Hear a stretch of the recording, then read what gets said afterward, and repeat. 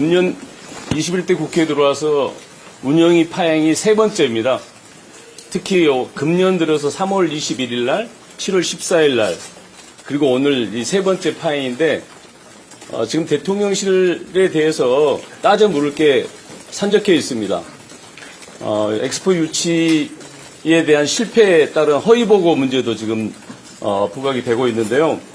도대체 대통령이 왜 국민들한테 국제대회 유치는 실패할 수도 있고 성공할 수도 있는 문제인데 대통령이 국민들한테 사과할 정도로 이렇게 상황인식을 오판하게 만든 책임자가 누구인지 이런 것도 따져 물어야 되고, 그 다음에 김건희 명품백 사건도 물어야 되고, 의혹도 물어야 되고, 그 다음에 최근에 국가 전산망 마비 사태가 네 번씩이나 발생을 했는데 이것에 대한 대통령실의 입장도 좀 물어서 대책을 강구해야 되는데 오늘 여당의 비협조로 운영위가 파행이 됐는데 도대체 여당은 그러면 이런 문제들에 대해서 문제의식이 없다는 것인지 묻지 않을 수가 없습니다.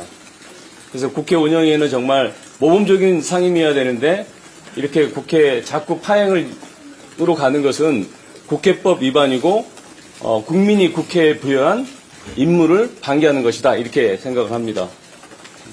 네, 강승현 의원님. 금방 전에 이양수 간사께서 정치 공세라는 말을 썼는데요. 문제가 있으면은 국민들께 소상히 밝혀야 된다고 생각합니다. 특히 부산 엑스포 유치 실패 관련해서는 그동안에 박빙이네, 대역전 이런 말 쓰면서 국민들을 희망고문했습니다. 또 프레젠테이션이 왜 이렇게 부실했나, 또 5,700억을 어디에 썼나 국민들께 소상히 밝혀야 된다고 봅니다. 이상입니다. 혹시 더 말씀하실 분? 예, 이동규 의원님. 제가 이제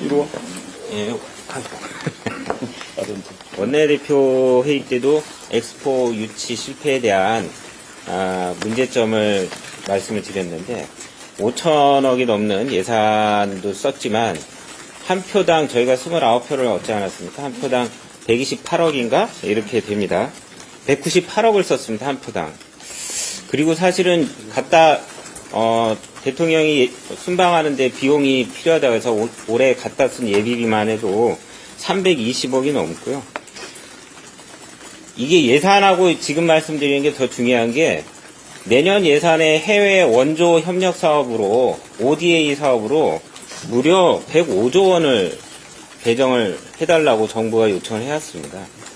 그러니까 수많은 정말 수조에 가까운 혈세가 엑스포건을 계기로 해갖고 국회에다가 예산 편성을 요청을 했는데 결과는 어떻습니까?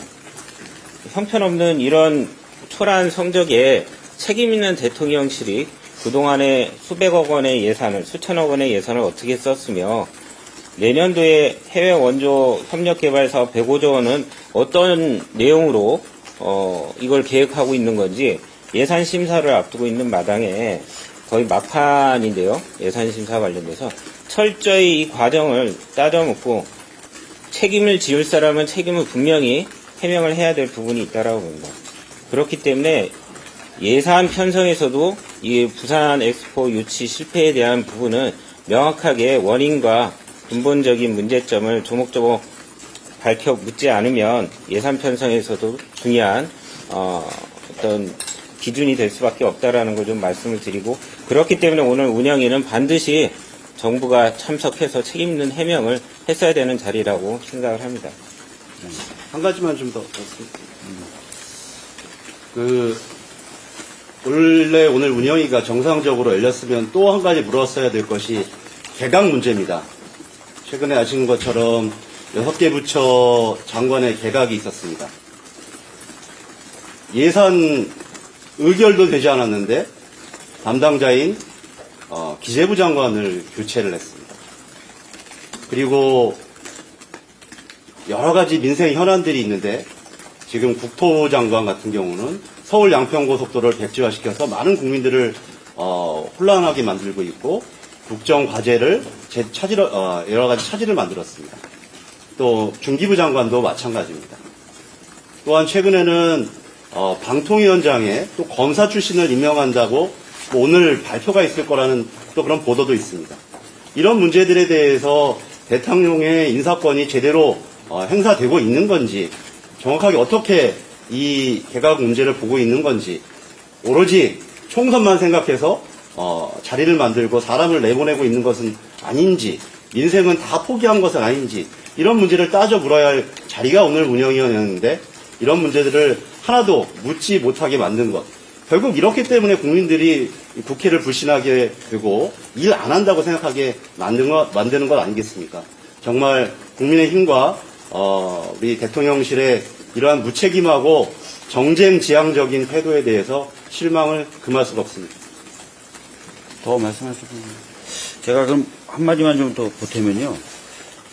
강서구청장 보궐선거 때도 그렇고 이번에 부산 엑스포 유치전도 그렇고 뭔가 대통령실에서 정보를 수집하고 보고하는 과정에 왜곡이 있는 것 같습니다. 저희는 좀 그런 의심을 거둘 수가 없고요.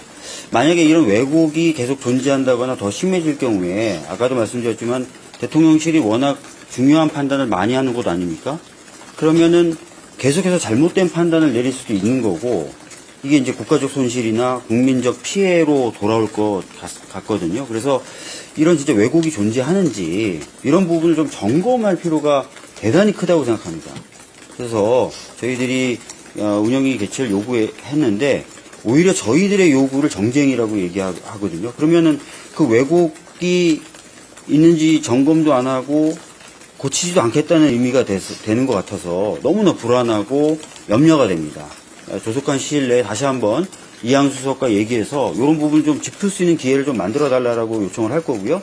특히 대규모 대통령실 개편도 있었습니다. 그럼 당연히 새로 개편된 조직의 구성원들을 국회가 만나서 얘기도 하고 질문도 해야 되지 않겠습니까? 그런 차원에서라도 다시 한번 운영위 소집 요구를 하겠다. 그러니까 국민의힘은 좀 거절하지 말고 대통령실도 저렇게 도망만 다니지 않았으면 좋겠다는 말씀을 드리도록 하겠습니다. 그러면 의보고 문제는 정말 심각한 게 사실은 이게 2개월 전부터 엑스포 그 판세가 외국 언론에서는 보도가 되기 시작했거든요. 근데 실제로 까보니까 똑같은 결과가 나왔어요. 거의 99% 동일한 결과가 나왔는데 갑자기 우리 국내에서 희망 회로가 돌아가면서 예산이 막 집중적으로 투입이 됩니다. 2달 동안. 뭔가 막판 역전할 수 있겠다. 그래서 이 희망 회로를 돌린 사람이 도대체 누구인지 여기에는 이해관계가 있을 수 있습니다. 예산이 투입되면 거기에서 분명히 이권이 작동이 될 거고 그래서 이해관계가 있기 때문에 이 문제에 대해서 정말 국회에서 확실하게 좀 따져 물어야 될 필요가 있다. 저는 그렇게 생각을 합니다. 네. 그러면 이걸로 일단 마치도록 하겠습니다. 예. 네. 감사합니다. 고맙습니다. 그 아까 김건희 여사 명복절 관련해서 현장 검증도 얘기하셨는데 운영위 차원에서 따로 계획이 있으실까요? 나중에 좀 더 필요하다면 그런 얘기도 좀 해야 되는데 꼭 명품백뿐만이 아니라요. 사실 용산으로 대통령실이 이전된 뒤에 또 이전하는 과정에서 막대한 예산도 쓰고 약간 혼란성도 있었지 않습니까? 그래서 현장에 좀 가보자는 얘기가 전에부터 있었어요. 특히 야당 의원들은 뭐 구경조사도 못한 곳이니까 눈으로 좀 볼 필요도 있겠죠. 그래서 그런 얘기 나왔었기 때문에 뭐 필요하다면 저희들이 그런 얘기를 할 수는 있겠죠. 예. 그 반환 청구란 거를 전혀 들어본 바가 없기 때문에 한번 가서 우리 기자 여러분들도 확인을 해보셔야 되는 거 아니겠습니까? 정말 당연히 국회도 그런 게 존재하는 것인지 그런 반환될 물건이 또 있는지도 좀 확인해보는 게 정상적인 국민들의 궁금증 아닐까요?